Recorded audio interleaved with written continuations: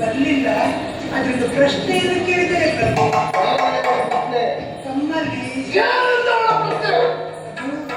ಧರ್ಮದ ತನ್ನನ್ನು ತಾನು ಸೋತ ಮೇಲೆ ಅವರನ್ನು ಒತ್ತಿ ಇಟ್ಟುವುದು ನ್ಯಾಯವೇ ಅಂತ ಕೇಳಿದರೆ ನೀನು ಉತ್ತರ ಕೊಡ್ಲಿಲ್ವಾ? ಇಲ್ಲ ಬುದ್ಧಿ. ಯಾಕೆ?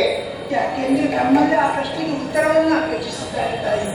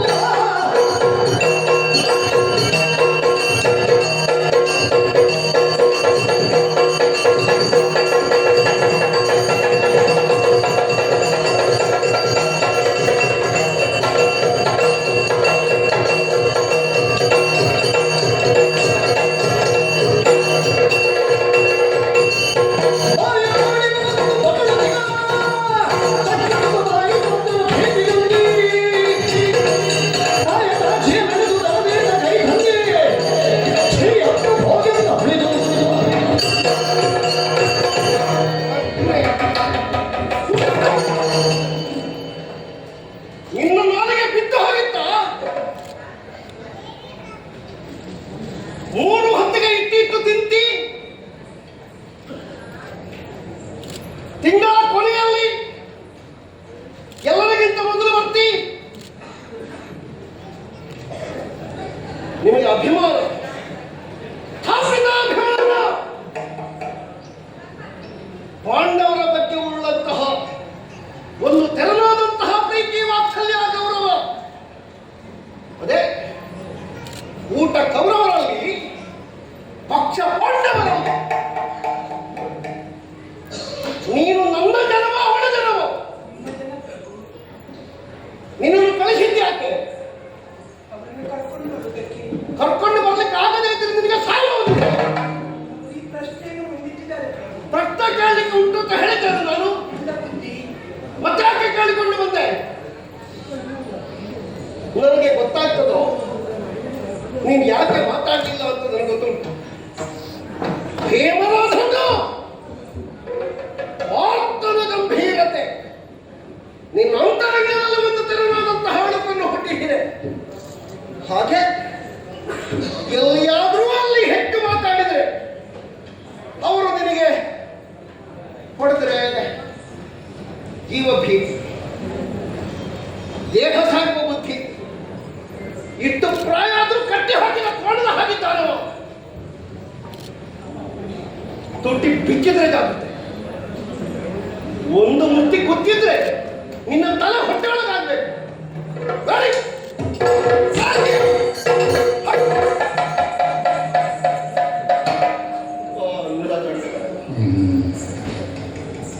ಸೋಡುಕರಿಯ ಸೂಟೆ ಒಪ್ಪಿದ ಕೂದಲೇ ಮಾಡ್ತೇನೆ ನಿನಗೆ ಬಂತು.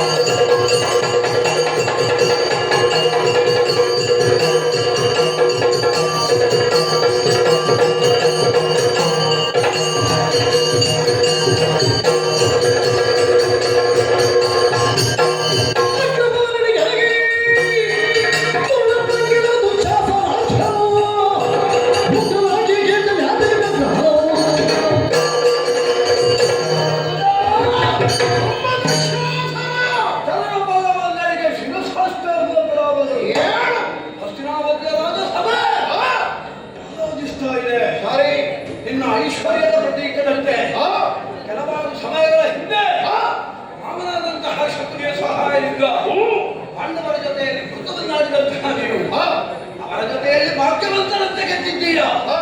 ನಿರ್ಭಾಗ್ಯರಾದಂತಹ ಪಾಂಡವರು ಸೋತು ಹೋಗಿದ್ದಾರೆ. ಆ ಹೊತ್ತಿಗೆ ಅದನ್ನೆಲ್ಲ ನೋಡ್ತಾ ಇದ್ದೆ ಅಂತಾದ್ರೆ ಸಭೆಗೆ ಕರೆದೇ ಅಲ್ಲ.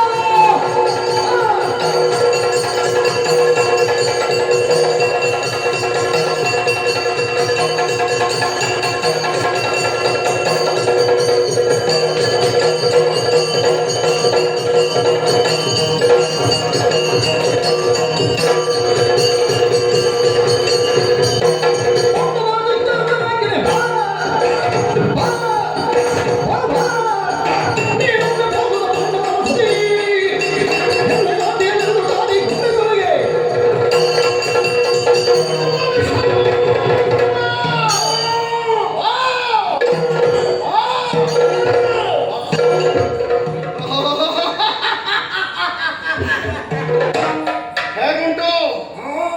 ಬರಬೇಕಾದ ಬಡಪಡು ಬರಲಿಲ್ಲ. ಅದಕ್ಕೆ ಅವನಿಗೆ ಮೂಲಕವಾಗಿ ಆ ಪಾಂಡವಲಿಯನ್ನು ಸಭೆಗೆ ತರಿಸಬೇಕು ಅಂತ ಪ್ರಯತ್ನಿಸಿದೆ. ಏನಂತ ಪರಿಣಾಮ? ಪ್ರಶ್ನೆಯಂತೆ ಅವಳದ್ದು ತನ್ನ ದಾಸದ ಮೇಲೆ ಪರರ ಒತ್ತ ಇಡುವುದಕ್ಕೆ ಅಧಿಕಾರ ಉಂಟೆ. ಯಾರ ಪ್ರಶ್ನೆ? ಯಾರಲ್ಲಿ? ನಿಮ್ಮಲ್ಲಿ. ಒತ್ತ ಇಟ್ಟದ್ದು ಯಾರು? ಧರ್ಮರಾಯ. ಕೇಳಬೇಕಾದದ್ದು ಯಾರಲ್ಲಿ? ಅವಳು ಕೇಳುತ್ತಿರುವುದು ಯಾರಲ್ಲಿ? ನಿಮ್ಮಲ್ಲಿ. ಬಹುಶಃ ಸರಿ ಉಂಟು. ಗಂಡನಲ್ಲಿ ಕೇಳಬೇಕಾದ ಪ್ರಶ್ನೆ. ಈಗ ನನ್ನನ್ನೇ ಗಂಡ ತಪ್ಪಿದ್ದಾಳೋ ಏನೋ ಗೊತ್ತಿಲ್ಲ. ಒಟ್ಟವಳ ಸಭೆಗೆ ಬರಬೇಕು. ಅದಕ್ಕಾಗಿ ನಿನ್ನನ್ನು ತಂದೆ ಏನು ಮಾಡ್ತೀಯೋ?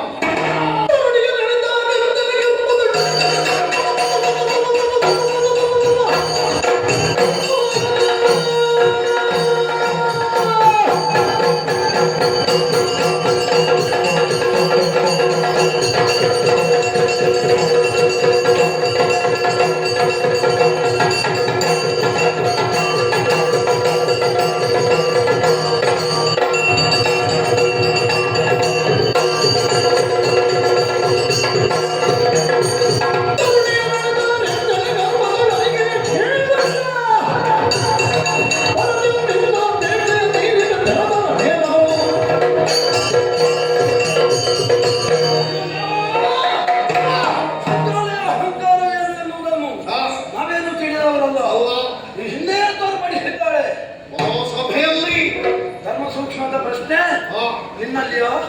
ನಾನು ಬಿದ್ದಾಗ ನಾನು ಪ್ರವೇಶಿಸುವಾಗ ಮೋಳಿಗೆಯಲ್ಲಿ ನಿಂತು ಸಖಿ ಸಮೂಹದ ಮಂದೆಯ ಮುಂದೆ ಕಿಲ ಕಿಲ ನಮಗಾಡುತ್ತಾ ಹೇಳಿದ ಪ್ರಶ್ನೆ ಅಲ್ಲೇ ಬಿಟ್ಟಿದೆ ಬಾವಾ.